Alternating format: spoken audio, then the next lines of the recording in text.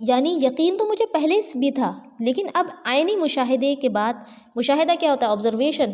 آپ اگر کچھ نالج آپ کو ہو ٹیکنیکس کی یا میتھڈس کی، جو لرننگ کے میتھڈ ہیں، تو اس میں ایک میتھڈ آبزرویشن کا ہے، جس میں انسان اپنے سینسز کا یوز کر کے اس چیز کو خود ایکسپیریمنٹ کرتا ہے اور سمجھتا ہے اپنے سینسز سے، اور اس کے بارے میں اپنا خیال، اپنی رائے پیش کرتا ہے، تو اسے کہتے ہیں مشاہدہ.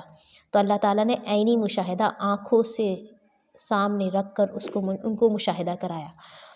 تو اس کے بعد میرے یقین اور علم میں مزید پختگی اور اضافہ ہو گیا. پھر وَإِذْ قَالَ إِبْرَاهِيمُ رَبِّ أَرِنِي كَيْفَ تُحْيِي الْمَوْتَى، جب ابراہیم علیہ السلام نے کہا اے میرے پروردگار مجھے دکھا تو مردوں کو کس طرح زندہ کرے گا. یہ احیاء موتا، مردوں کو زندہ کرنے کا دوسرا واقعہ ہے، جو ایک نہایت جلیل القدر پیغمبر حضرت ابراہیم علیہ السلام کی خواہش اور ان کے اطمینان قلب کے لیے دکھایا گیا. یہ 4 پرندے کون کون سے تھے؟ مفسرین نے مختلف نام ذکر کیے ہیں، لیکن ناموں کی تعین کا کوئی فائدہ نہیں ہے، اسی لیے اللہ تعالیٰ نے ان کے نام ذکر نہیں کیے. بس یہ 4 پرندے تھے. فصرہن کے ایک معنی املہن کیے گئے ہیں، یعنی ان کو ہلا لے، مانوس کر لے.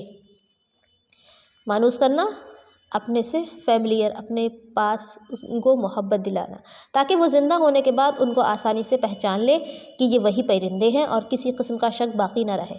اس معنی کے اعتبار سے پھر اس کے بعد ثم قطعہن، پھر ان کو ٹکڑے ٹکڑے کر لے، محذوف ماننا پڑے گا، یعنی کہ چھپا ہوا ہے اس کے اندر. دوسرے معنی قطعہن ٹکڑے ٹکڑے کیے گئے ہیں. اس صورت میں کچھ معنی جو ہے محذوف کہتے ہیں جو چھپے گئے ہیں، یعنی کہ پورے سینٹنس پڑھ کے سمجھ میں آتے ہیں کہ یہ چھپے ہوئے ہیں. مطلب یہ ہے کہ ٹکڑے ٹکڑے کر کے مختلف پہاڑوں پر ان کے اجزاء باہم ملا کر رکھ دے. دیکھیے میں پوری آیت پڑھ رہی ہوں. قال فخذ أربعة من الطير فصرهن إليك ثم اجعل على كل جبل منهن جزءا ثم ادعهن يأتينك سعيا واعلم أن الله عزيز حكيم. دیکھیے جب اللہ تعالیٰ نے فرمایا کیا تمہیں ایمان نہیں؟ جواب دیا ایمان تو ہے، لیکن میرے دل کی تسکین ہو جائے گی.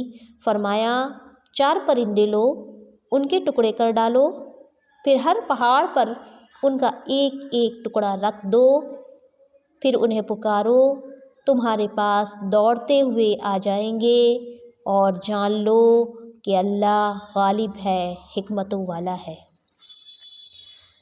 تو فصرہن کے جو مطلب ہیں وہ ہلالے کے ہیں. ہلانے مطلب اپنی طرف کرنے، محبت دلانے کے ہیں.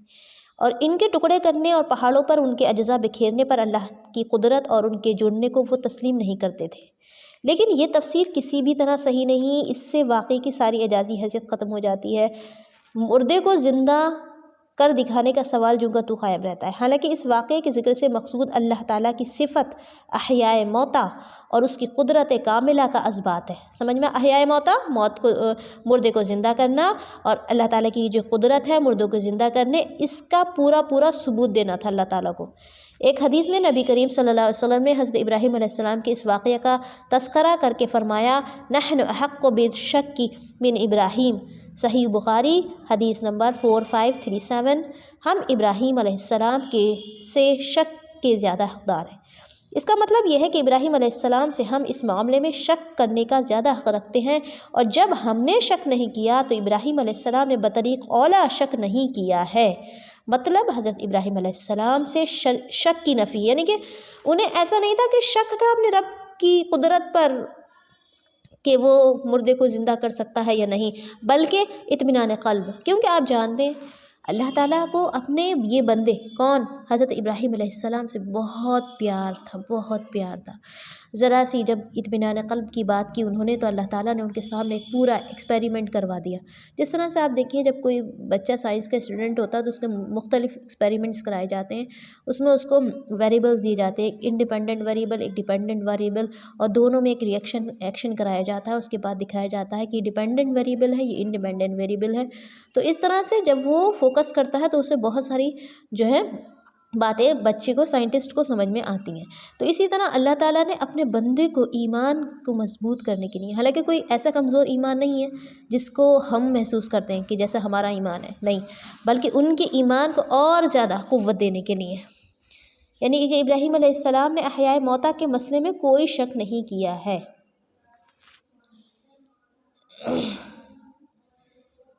مثل الذین ينفقون اموالهم في سبيل الله كمثل حبة انبتت 7 سنابل في كل سنبلة 100 حبة والله يضاعف لمن يشاء والله واسع علیم۔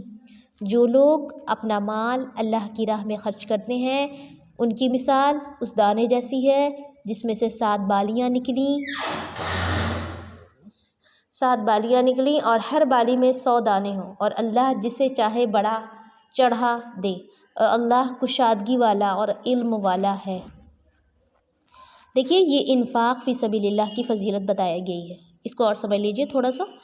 اس سے مراد اگر جہاد ہے تو اس کے معنی یہ ہوں گے کہ جہاد میں خرچ کی گئی رقم کا یہ ثواب ہوگا، اور اگر اس سے مراد تمام مصارف خیر ہیں، مصارف خیر جتنی بھی خیر کی جگہیں ہوتی ہیں خرچ کرنے کی، تو یہ فضیلت نفقات اور صدقات کے نافلہ ہوگی، یعنی کہ نفقات اور صدقات کے ساتھ ملی ہوئی، اور دیگر نیکیاں الحسنۃ بعشر امثالہا، ایک نیکی کا اجر 10 گنا کی ذیل میں آئیں گی۔ گویا یعنی کہ جیسے نفقات اور صدقات کا عام اجر و ثواب دیگر امور خیر سے زیادہ ہے، انفاق فی سبیل اللہ کی اس اہمیت و فضیلت کی وجہ بھی واضح ہے کہ جب تک سامان اور اسلحہ جنگ کا انتظام نہیں ہوگا فوج کی کارکردگی بھی متاثر ہوگی، یعنی کہ اگر جہاد کی بات ہے تو ظاہر سی بات ہے اس کے لیے سامان، اسلحہ، سارے ویپنز چاہیے، تو ورنہ تو فوج کی جو کارکردگی ہے یعنی کہ جو ان کے ایکشنز ہیں اس پر بھی اثر پڑے گا، اس کی پرفارمنس پہ اثر پڑے گا، تو اس لیے پہلے انفاق فی سبیل اللہ کی بات کی گئی۔ تو کیونکہ سامان اور اسلحے کے بغیر جو ہے رقم مہیا کرنا بالکل مشکل کام ہے، رقم کے بغیر سامان اسلحہ کا انتظام کرنا ایک مشکل کام ہے۔ تو یہاں پر آپ کو یہ بات سمجھ میں آئی۔ اس کے بعد دوسری ہے الذین ينفقون اموالهم في سبيل الله ثم لا يتبعون ما انفقوا منا ولا اذى لهم اجرهم عند ربهم ولا خوف عليهم ولا هم يحزنون۔ جو لوگ اپنا مال اللہ کی راہ میں خرچ کرتے ہیں پھر اس کے بعد نہ تو احسان جتاتے ہیں نہ عیزہ دیتے ہیں، ان کا اجر ان کے رب کے پاس ہے، ان پر نہ تو کچھ خوف ہوگا نہ وہ اداس ہوں گے۔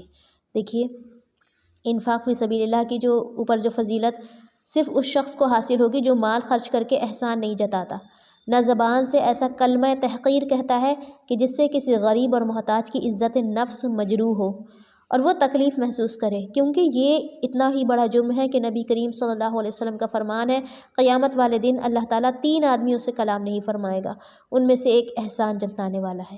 یہ صحیح مسلم کی حدیث ہے، حدیث نمبر 106 اور 171۔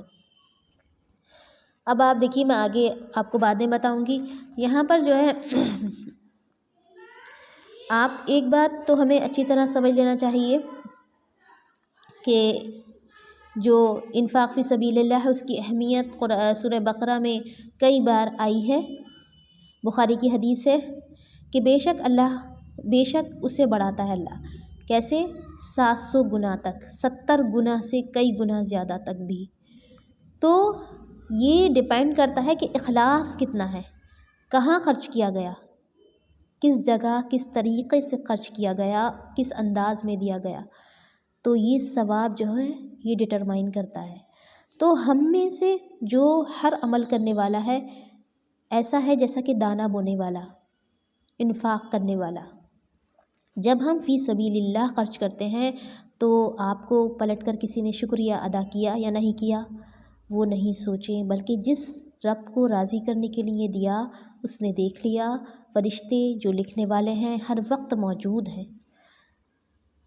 کوئی بھی ایسا کام جس سے دنیا سنور جائے، خصوصاً آخرت سنور جائے، دنیا سنور جائے یعنی کہ دنیا میں جس انفاق فی سبیل اللہ کے ذریعے انسان کے مال کی پاکیزگی حاصل ہوتی ہے اور جس کا اثر اس کی آخرت سنورنے کی حد تک جاتا ہے۔ تو جس میں لوگوں کی بھلائی ہو اس کا بہت بڑا ثواب ہے، اور اللہ تعالیٰ بڑی وسعت والا ہے۔ یعنی کہ ہماری ذہن میں ہوتا ہے کہ میں نے آج اتنا دیا ہے تو اللہ تعالیٰ بہت دینے والے ہیں، لیکن اس کی وسعت ہم سوچ بھی نہیں سکتے۔ تو حدیث میں کیا آتا ہے کہ ایک کھجور جو صدقہ کرے گا انسان، وہ پہاڑ کے برابر بن جائے گی اس کے لیے۔ تو حضرت عثمان غنی رضی اللہ تعالیٰ آپ جانتی ہیں، تو ان کے پاس 100 اونٹ 100 دینار تھے اللہ کی راہ میں دینے کے لیے، تو وہ سب کچھ دے دیتے تھے۔ تو آپ صلی اللہ علیہ وسلم بھی ان کو دعا دیتے تھے کہ آج کے بعد عثمان نے جو بھی عمل کرے ان کو نقصان نہیں دے گا۔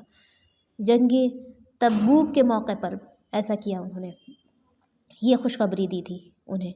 تو اپنی ضرورت کاٹ کر دین کی ضرورت پوری کرنا، اپنی ضرورت برداشت کر کے کسی ضرورت مند کی ضرورت پوری کرنا، یہ ایسا ہے کہ دانہ خاک میں چلا گیا۔ جیسے آپ شعر جانتی ہیں کہ دانہ خاک میں مل کر گلے گلزار ہوتا ہے۔ تو جیسے آپ سوچئے اپنی زندگی میں ہم ڈیکوریشن پیسز کتنے لیتے ہیں، کتنے پیس لے کے ہم اپنے گھر میں سجاتے ہیں دیواروں پر، وہ صرف دیواروں پر ہی رہتے ہیں، ہم مر جائیں گے وہ دیواروں پر ٹنگے ہوئے سجے ہوئے رہ جائیں گے۔ تو ہم جو دے جائیں گے کسی کی ضرورت پوری کرنے کے لیے، اس کو بنا کسی تکلیف دہ احساس دیے کہ جہاں اس کو کوئی اپنی بے عزتی محسوس ہو، بلکہ اس کو کسی عزت کے ساتھ ہم جو اس کو یہ سمجھا کر، یہ احساس دلا کر کہ یہ تمہارا حق ہے، بہت، کیونکہ صدقہ دینے کا انداز بھی میٹر کرتا ہے کہ کس انداز میں دیا گیا، کس طریقے سے دیا گیا، لوگوں کو سنا کر دیا گیا، لوگوں کو دکھا کر دیا گیا، یا اس کو کسی احساس دلوا کر دیا گیا کہ جب تک اس نے کہہ نہیں دیا تب تک ہم نے دیا بھی نہیں۔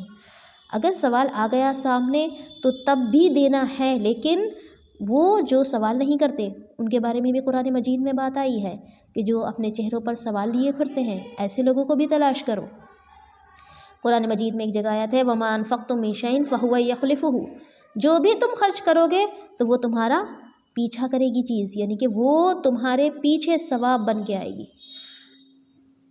تو ختم کہاں ہوتا ہے یہ صدقہ؟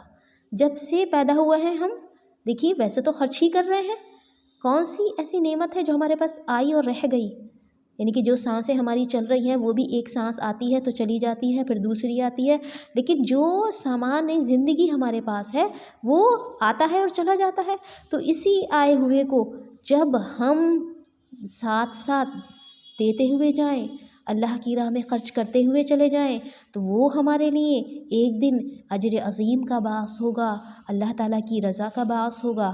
تو اس کو ہم ایک صرف سبق کے طور پر نہیں، بلکہ ہم اپنے لیے عمل کا وہ پہلو بنا لیں کہ جس کو کبھی زندگی میں نہیں چھوڑنا۔ کیونکہ اگر ہم ایک صرف سبق بن کے اپنے ماتھے پر ٹیگ لگا لیں یا پھر ہم اپنے پاس نوٹ کر کے رکھ لیں تو وہ لکھ کے رہ جائے گا کہ یہ لیسن ہے آج کا، نہیں، بلکہ یہ وہ پہلو ہے قرآن مجید کے ان ہدایات کے پہلوؤں میں سے کہ جو سب سے بڑا عمل ہے۔ صدقات نہ صرف ہم مالی صدقات بلکہ ہم جانی صدقات، یعنی کہ جو ہم جہاد، جو کوششیں ہم کر سکتے ہیں وہ کوششیں ہم ڈال دیں، وہ کوششیں ہم کر جائیں دین کے راستے میں، ان لوگوں کے راستے میں جن کے بارے میں حقوق کی بات آئی ہے قرآن مجید میں، وہ سب ہم کرتے ہوئے چلے جائیں۔ وآخر دعوانا الحمد للہ رب العالمین، سبحانک اللہم نشہد ان لا الہ الا انت نستغفرک ونتوب الیک۔